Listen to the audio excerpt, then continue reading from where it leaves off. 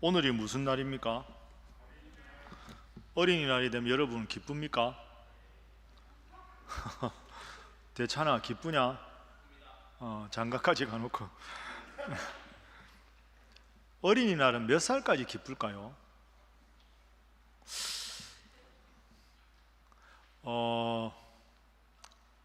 어린이날, 또 오늘이 어린이 주일입니다. 5월 첫째 주일이니까 어린이날이면서 어린이 주일입니다. 어린이는 어린이 주일 되면 여러분 지금까지 어떻게 주로 들어왔습니까? 어린이는 순수하고, 어린이는 때가 묻지 않고, 어린이는 착하고, 뭐 이렇게 들어왔습니다. 제가 보니까 여기 지금 어린이가 아무도 없으니까 우리끼리 솔직하게 이야기하겠습니다. 어린이가 순수합니까? 아닙니다. 요즘 애들이 얼마나 영악한지 모릅니다. 아무도 없죠 지금 애들. 애들이 뭐 때가 묻지 않았다, 뭐 때가 안 묻어. 요즘 진짜 이게 우리가 아는 어린이의 이미지랑 요즘 애들이랑 아주 다르죠. 그러니까 어린이가 순수하다, 어린이가 때가 묻지 않았다. 그럼 우리가 그러면 천국 갈 수 있느냐? 그건 아니잖아요. 순수하면 천국 가는 거 아니잖아요. 그래서 우리가 어린이 주일을 맞이해서 어린이 같아야 천국 갈 수 있다는 말씀이 무슨 뜻인가 한번 생각을 해보겠습니다. 우선 우리가 어린이 하면 주로 이제 어린이 주일에 오늘 본문 어린이와 같아야 천국 갈 수 있다, 이 본문으로 주로 말씀을 많이 들었는데, 성경에서는 어린이를 긍정적으로만 보지 않습니다. 어린이는 아직 미성숙하고 어린이에 대해서 부정적인 면도 성경은 분명히 이야기합니다. 예수님께서 어린이에 대해서 부정적으로 묘사한 걸 예를 한번 들어볼까요? 자, 여러분 화면 한번 보시죠. 마태복음 11장 16절 17절인데요 예수님이 16절에서 이렇게 말씀하셨습니다. 이 세대를 무엇으로 비유할까? 이 세대는 예수님이 하나님의 아들로 왔는데 예수님을 믿지 않는 사람들, 특히 구약에 대해서 제일 잘 안다는 서기관이나 바리새인들이 예수님 안 믿었지요. 그런 사람들을 비유한 겁니다. 아이들이 장터에 앉아서 동무, 친구들을 부릅니다. 여러분 옛날에는 놀 데가 없으니까 뭐 장터나 우물가 이런 데 생각해 보세요. 수십 명의 애들이 지금 놀러 왔습니다. 그러니까 한 무리의 애들이 17절에 이렇게 말합니다. 야, 피리 불면서 놀자. 이 말은 야, 춤추고 막 이렇게 흥겹게 놀자 라고 이야기했는데 춤을 안 춥니다. 애들이 힘 쫙 빠지겠죠. 재미가 없나? 야, 그럼 이번에는 장례식 놀이 하자. 우리가 막 이렇게 장례식 분위기 낼 테니까 니네가 엉엉 울어라. 그래도 울지도 않습니다. 그러니까 친구들끼리 모여서 피리 불고 흥겹게 놀자고 해도 반응이 없고, 장례식 놀이를 하자고 해도 반응이 없고, 그러니까 아무 의미가 없는 거죠, 모인 게. 그러니까 어린아이들은 미성숙하다, 함께 하나가 될 수 있도록 놀이를 하자고 해도 제대로 하지 않는다 하는 어린아이의 미성숙한 점이 예수님이 하나님의 아들로 세상에 왔는데 예수님을 믿지 않는 당시에 많은 유대인들과 다를 바가 없다. 그러니까 예수님은 어린이를 지나치게 미화한 것만은 아니다는 거죠. 자, 그런데 오늘 본문은 다릅니다. 오늘 본문은 예수님은 아이들을 아주 좋게 보셨죠. 여러분 이제 보니까 결혼한 커플이 몇 커플 있고 아직까지 뭐 교제를 하거나 결혼하고는 좀 관계가 없다 이렇게 생각하실 분들이 많을 텐데, 오늘은 어린이 주일을 맞이해서 우리가 어린이답다, 그래야 천국 간다는 게 무슨 뜻일까?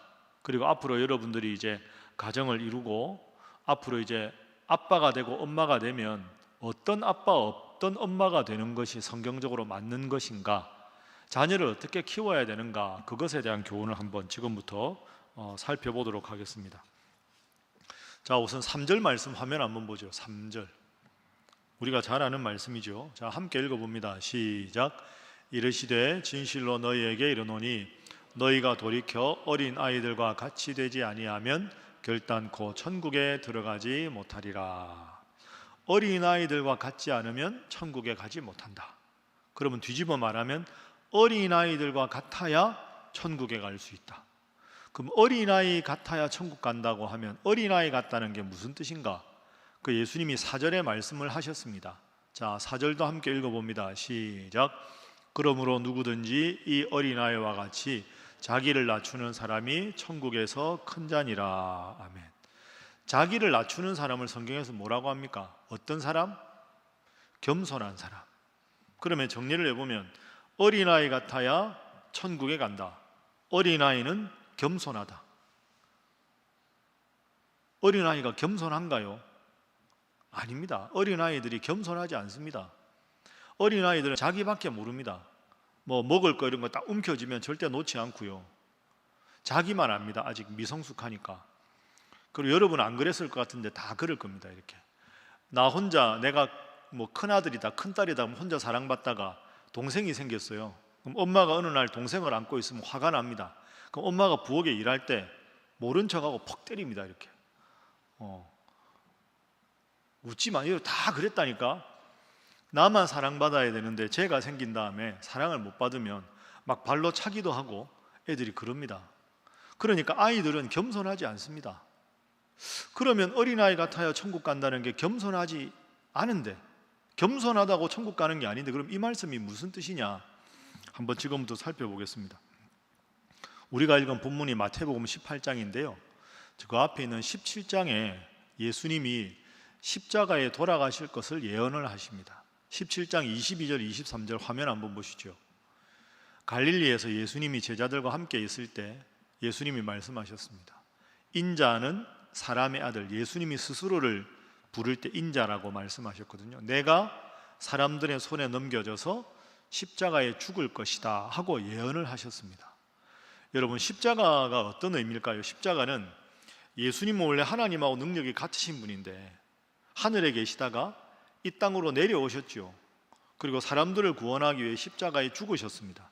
그러니까 십자가는 낮아지고 또 낮아진 상징입니다. 예수님이 낮아지셨다는 게 십자가에 죽으셨다 하는 의미입니다. 그러니까 지금 마태복음 17장에서 예수님은 얘들아, 내가 지금까지 3년 동안 너희들과 함께 있었는데 내가 가장 낮은 자리 십자가를 지고 모든 사람들을 위해서 죽을 것이다 하고 예언을 하셨습니다. 그 말을 듣는 예수님의 제자들은 매우 슬프기도 하고 비장한 마음을 가져야 하겠죠. 자, 그런데 그게 아닙니다. 낮아짐에 대해서 이야기했는데, 자, 18장 1절 한번 보십시오. 18장 1절. 오늘 우리가 읽은 말씀. 자, 18장 1절 한번 보시죠. 자, 함께 한번 읽어볼까요? 시작. 그때 제자들이 예수께 나와 이르되 천국에서는 누가 크니이까? 한번 따라해 보시죠. 천국에서는 누가 크니이까? 여러분, 17장의 예수님의 입장하고 18장의 제자들의 입장의 차이가 보이십니까? 예수님은 17장에서 나는 낮아져야 한다, 나는 십자가에서 죽을 것이다 하고 낮아짐에 대해서 말씀을 하셨는데, 제자들은 지금 예수님께 하는 질문이 천국에서는 누가 더 큽니까? 누가 더 높습니까? 이걸 이야기합니다. 그게 지금 예수님은 낮아짐을 이야기하고 제자들은 높아짐을 이야기하는 겁니다. 예수님 솔직하게 말씀해 주십시오. 제자들이 12명인데 이 12명 중에 예수님이 제일 사랑하는 제자가 누구십니까? 등수를 매긴다면 1등이 누굽니까? 접니까? 얘입니까? 솔직하게 말씀해 주십시오. 누가 더 높습니까? 이 경쟁을 하고 있는 겁니다. 낮아지라고 예수님 말씀하셨는데 높아짐의 경쟁에 있는 제자들, 예수님이 슬프셨겠죠. 야, 내가 3년간 가르친 게 이게 아닌데 아직 이렇게 내 말귀를 못 알아듣나 생각할 겁니다. 자, 이런 상황에서 예수님께서 어린아이들을 불러 세운 겁니다. 그리고는 어린아이들처럼 낮아져야 한다, 낮춰야 한다, 그래야 천국 갈 수 있다. 왜 높아짐의 경쟁을 하느냐? 낮아짐의 경쟁이 하늘나라의 원리다, 이런 뜻이죠. 그러면 정말로 아까 처음에 제가 여러분들께 드린 대로 어린아이들이 정말로 낮은가 겸손한가, 이 질문이 해결돼야 본문을 정확하게 이해하겠죠. 오늘 본문에 예수님이 아이들을 불러서 칭찬하고 두둔하시는 장면이 다른 복음서에도 나옵니다. 자, 마가복음 10장에 나오는데요, 마가복음 10장 13절 화면 한번 보십시오. 이게 오늘 본문을 이해하는 중요한 열쇠가 되는 본문입니다. 자, 함께 읽어보겠습니다. 시작. 사람들이 예수께서 만져주심을 바라고 어린아이들을 데리고 오매 제자들이 꾸짖거늘. 자, 잘 보세요. 13절. 예수님께서 만져주신다는 거, 머리에 손을 얹고 축복한다는 거죠. 그러면 아이들을 데리고 와서 예수님, 이 아이의 머리에 손을 얹고 축복해 주십시오 라고 이야기한 사람들이 13절에 주어인 사람들입니다. 그럼 저 사람들은 누굴까요? 아이들을 데리고 온 사람들이 누굴까? 부모님이겠죠, 부모님. 그런데 부모님이 아이들을 막 데리고 와서 예수님 주위에 아이들이 막 이렇게 시끄럽게 하고 예수님 옷도 만지고 예수님 무릎도 안고 이러니까 제자들은 야야야, 애들은 가라. 예수님 바쁘신데 뭐 애들이 와서 이래. 그러니까 예수님께 화를 내십니다. 야, 놔둬라. 아이들이 내 옆에 오는 거 놔둬라. 천국은 아이들 같아야 갈 수 있다. 이렇게 말씀하신 겁니다. 그러면 여러분 어릴 적 모습을 한번 떠올려 보세요. 어릴 적에 엄마나 아빠가 자, 엄마 손 하고 엄마 손을 잡으라고 합니다. 그러면 아이는 엄마 손을 덥석 잡죠. 가자 그럼 갑니다. 아빠 손, 네, 아빠 손 잡습니다. 자, 가자 그럼 그냥 갑니다. 애들은. 왜? 애들한테 가장 중요한 존재는 엄마 아빠거든요. 엄마가 엄마 손, 아빠가 아빠 손 하면 엄마 잠깐만요. 어딜 가시려고 하십니까? 저를 어디까지 데리고 가시려고요? 목적지가 어디입니까? 소요 시간이 얼마나 걸립니까? 제가 왜 가야 합니까? 묻지 않습니다. 엄마 손 그럼 그냥 막 달려와서 엄마 손 잡습니다. 그리고 가자 그러면 그냥 갑니다. 차 타 그럼 그냥 타는 거죠. 아무것도 묻지 않습니다. 왜? 엄마니까. 왜? 아빠니까. 엄마 아빠는 나를 제일 사랑하니까 엄마 아빠가 손 내밀면 그냥 덥석 잡습니다.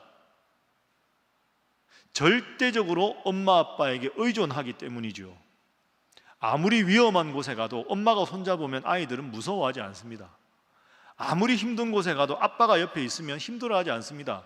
힘들다고 주저앉아서 손 내밀면 아빠가 안아줄 테니까 엄마 아빠만 있으면 되는 겁니다. 이걸 말씀하신 거죠. 어린아이와 같아야 천국 간다는 말씀은 엄마 손, 아빠 손 하면 아무것도 묻지 않고 해맑은 웃음으로 엄마 아빠 손을 잡고 어디든지 얼마나 걸려도 관계없고 엄마 아빠만 있으면 돼 라는 그런 순수한 마음으로 주님을 믿는 사람, 그런 사람이 천국에 갈 수 있다. 엄마 손 했는데 엄마 왜 이러세요? 얼마나 걸리는데요? 들어보고 결정하겠습니다. 그게 아니라는 거죠. 그러니까 천국 가는 사람은 주님을 내 마음 중심에 모신 사람, 주님과 함께라면 그저 감사한 사람, 그런 마음으로 하나님을 믿고 예수님을 믿는 사람이 천국에 갈 수 있다. 나는 지금 어떠한가? 주님 믿지만 나는 이것도 필요하고 이것도 필요하고 이것도 필요합니다. 사실은 주님보다 돈이 더 필요하고 취업이 더 필요하고 이게 더 필요하고 이게 더 필요합니다 라고 하는 사람, 주님 없어도 이것만 있으면 행복하다고 생각하는 사람, 그런 사람은 천국에 들어가기에 부족하다. 나는 십자가에서 하나님 뜻대로 죽을 것을 말했는데 누가 랭킹 1위입니까? 이것만 따진다면 미안하지만 너희 제자들은 천국에 갈 준비가 되어 있지 않다. 이것이 오늘 본문의 교훈입니다. 그러니까 여러분들 오늘 본문 말씀을 잘 생각해 보십시오. 나한테 예수님은 몇 등인가? 하고 싶은 일 다 하고, 할 수 있는 일 다 하고, 해야 하는 일 다 하고, 그 다음에 시간이 나면 주님을 만나주고 있지는 않은가? 그 질문이 오늘 본문이 우리에게 하는 질문입니다. 오늘 어린이 주일을 맞이해서 내가 어떤 마음으로 주님을 믿고 있는가 스스로 깊이 살펴보고 주님을 마음 중심에 모시고 살아가는 우리 보석 같은 청년들이 다 되기를 바랍니다. 인사하라 그러면 잘 안 할 것 같은데 그래도 시키겠습니다. 우리 옆에 있는 형제자매들 보면서 주님 잘 믿으시기 바랍니다 하겠습니다. 이 정도만 해도 감사합니다. 자, 그러면 이제 좀 먼 이야기를 해보겠습니다. 여러분 앞으로 어떤 부모가 되어야 하는가? 내가 앞으로 결혼해서 가정을 이루면 잘 들으세요. 잘 멀지 않았습니다. 결혼이 멀어 보이죠? 멀지 않습니다. 여러분 훅 갈 수 있습니다. 자, 내가 어떤 부모가 되는 게 성경적으로 맞는가? 두 가지 꼭 기억하십시오. 두 가지. 내가 아이를 낳아서 키우면 어떤 자녀로 삼아야 되는가? 두 가지. 첫 번째는 여러분 잘 아시는 대로 하나님 잘 믿는 아이로 키우는 게 중요합니다. 설령 여러분의 부모님이 여러분을 그렇게 안 키웠다고 해도 여러분은 그렇게 하셔야 합니다. 여러분도 여러분 친구들 가만히 보시면 아실 텐데 제가 여러분보다 인생을 더 많이 살았지 않습니까? 공부 잘한다고 똑똑하다고 인생이 행복한 게 아닙니다. 지위가 높다고 인생이 행복해지는 거 아닙니다. 하나님을 잘 믿어야 인생이 행복합니다. 아유, 목사님이니까. 그게 아닙니다, 여러분. 사람이 실력이 뛰어나봐야 얼마나 뛰어나겠습니까? 그죠? 돈이 있어야 얼마나 있겠습니까? 돈 많으면 행복할까요? 아닙니다. 더 많은 사람 보고 불편합니다. 더 많이 벌면 행복할까요? 그보다 더 많은 사람 보고 불행을 느낍니다. 사람의 욕심은 한정이 없거든요. 만족이 없습니다. 그러니까 내 짧은 지식과 내 적은 능력 의존하고 살아가는 것보다 전지전능하신 하나님 앞에 내 인생을 맡기는 것이 내가 행복한 인생을 살아가는 방법입니다. 여러분, 어떤 친구가 제일 멋있는 친구예요?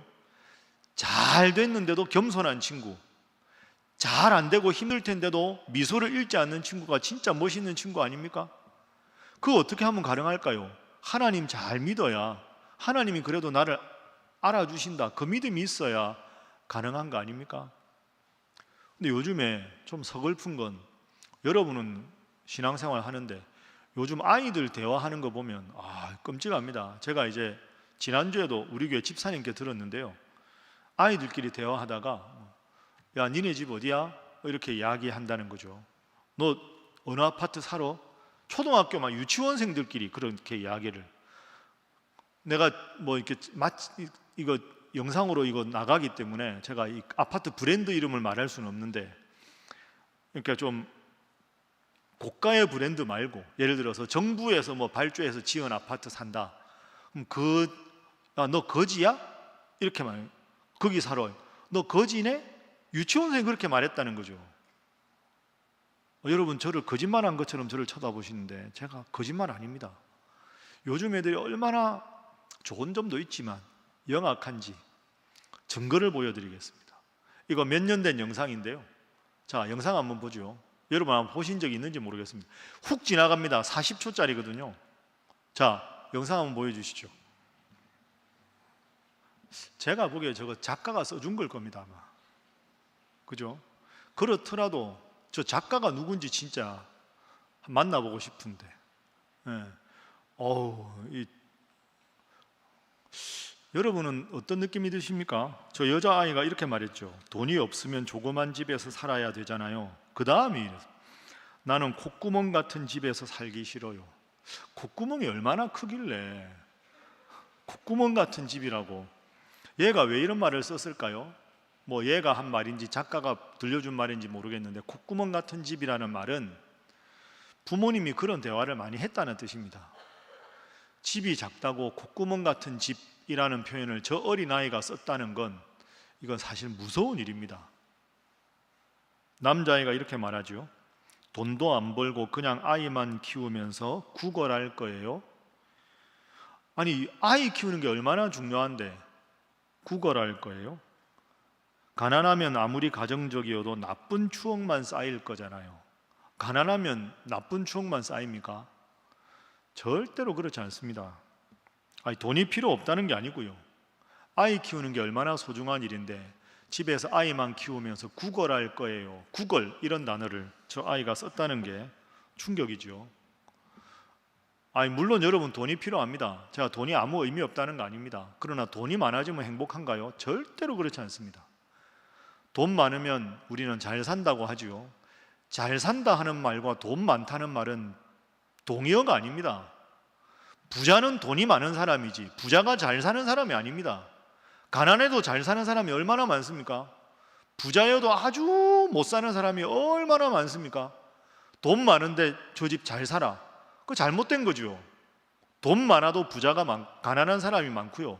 돈 없어도 잘 사는 사람이 얼마나 많은지 모릅니다. 가끔 여러분 해외 단기 선거 같은 거, 이제 예를 들어서 뭐 우돔사이 같은데 가보세요. 우리 선교사님이 있는데 그런 데 가면 너무너무 가난한 나라라고 우리가 불쌍히 보죠. 그 아이들 표정이 얼마나 해맑은지 몰라요. 돈이 많고 큰 집에 사는 것과 행복은 정비례 관계가 아닙니다. 돈이 필요 없다는 게 아니라 돈 많으면 잘 사는 건 결코 아니지요. 성경은 결코 그렇게 가르치지 않습니다. 그러니 여러분들끼리 청년부 오늘 예배 끝나고 나눌 거 아닙니까? 나눌 때 서로 좋은 이야기, 축복하는 말, 서로에 대한 기도 제목 이런 거 나누십시오.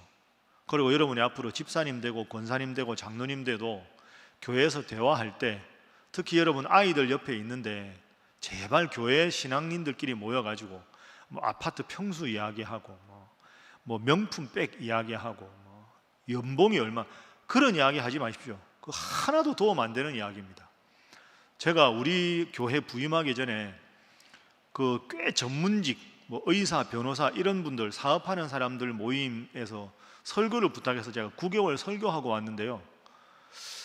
그 다 교회에서 직분이 있는 분들인데 제가 훌륭한 분도 많이 만났지만 실망을 많이 했습니다.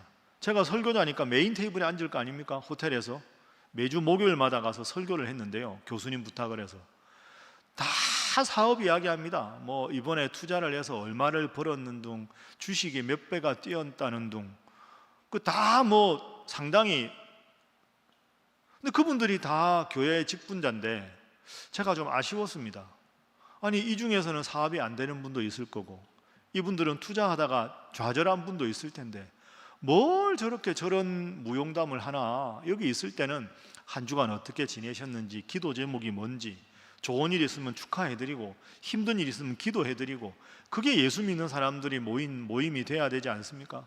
그런 데서 무슨 뭐 주식 이야기하고 아파트 평수 이야기하고 그거는 아닌 것 같습니다. 여러분 그러지 마십시오. 그 예수 잘 믿는 게 아닙니다. 돈 없어도 멋지게 사는 사람이 훌륭한 사람 아닙니까?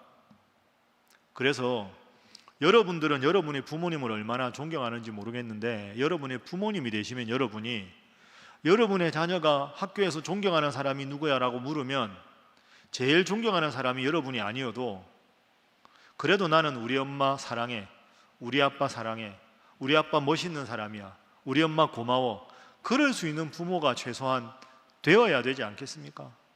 그러기 위해서는 믿음 생활 잘 하는 게 제일 중요하다고 생각합니다. 두 번째, 어떤 자녀로 키워야 되는가? 첫 번째는 하나님 잘 믿는 자녀고요. 두 번째는 섬기고 배려하고 나누는 그런 사람으로 키우십시오. 이게 제가 여러분들께 드리는 두 번째 신앙의 권고입니다. 여러분 이렇게 청년부 많이 있는데 청년들 중에서 어떤 청년들을 제일 좋아할까요? 자기만 알고 자기 것만 아주 이기적으로 챙기는 사람, 그런 사람 같이 있어도 불편하지 않습니까? 남의 친구 이야기 잘 경청하고 돈이 많아서가 아니라 함께 커피도 나눌 줄 알고 그리고 힘들 때 기도 제목 써주면 저 친구는 꼭 나를 위해 기도해 줄 것 같고 좋은 일 있다고 말했는데 자기 일처럼 너무 기뻐하고 그런 친구가 정말 여러분들이 고마운 친구 아닙니까? 그렇게 살아야 합니다.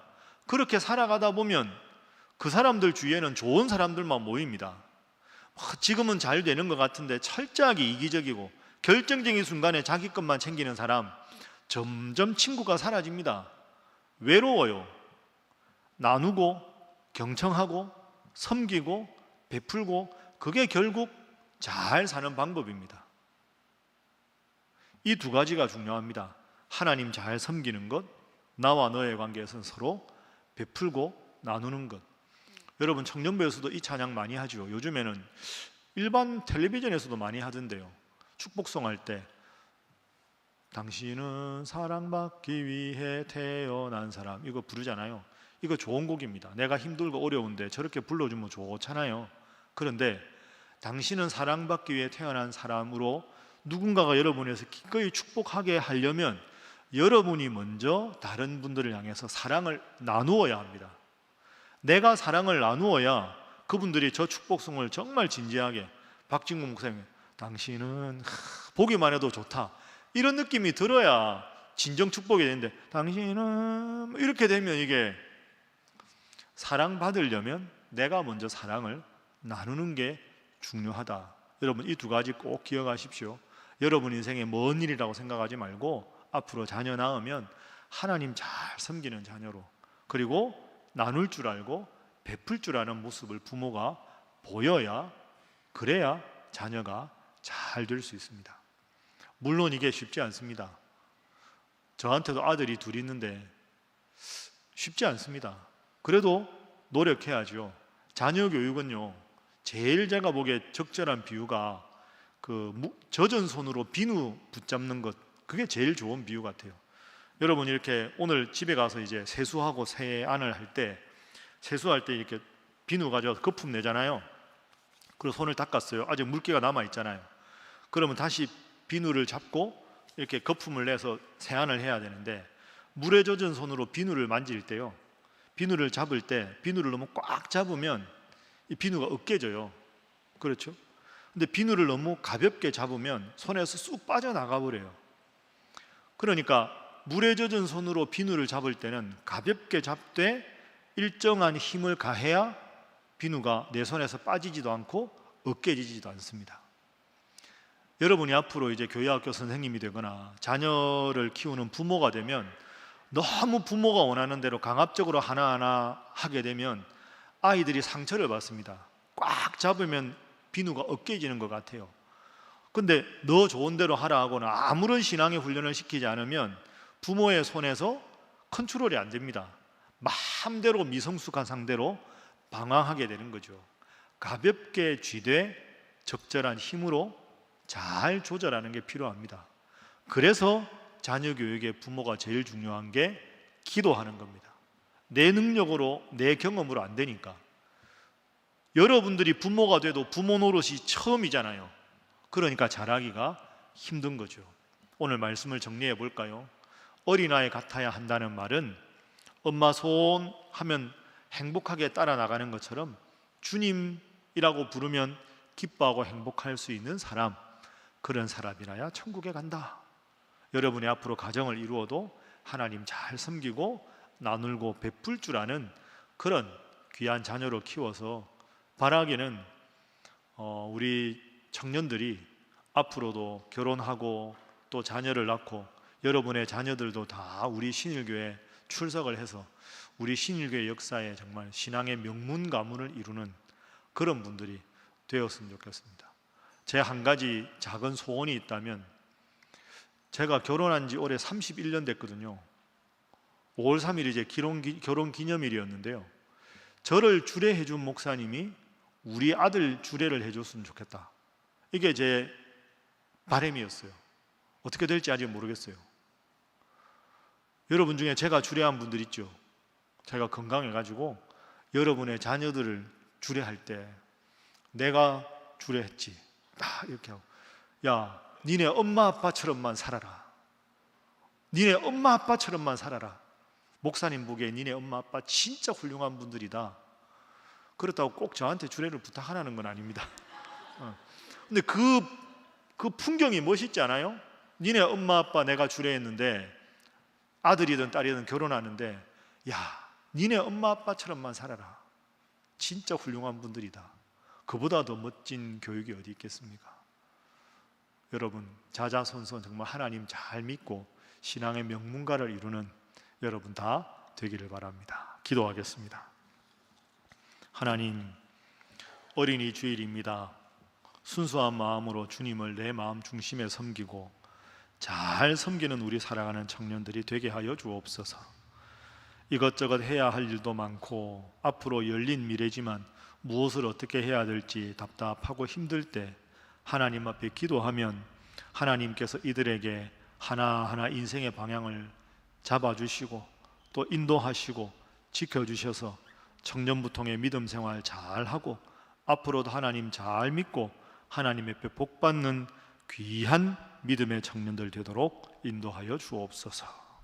예수님의 이름으로 기도하옵나이다. 아멘.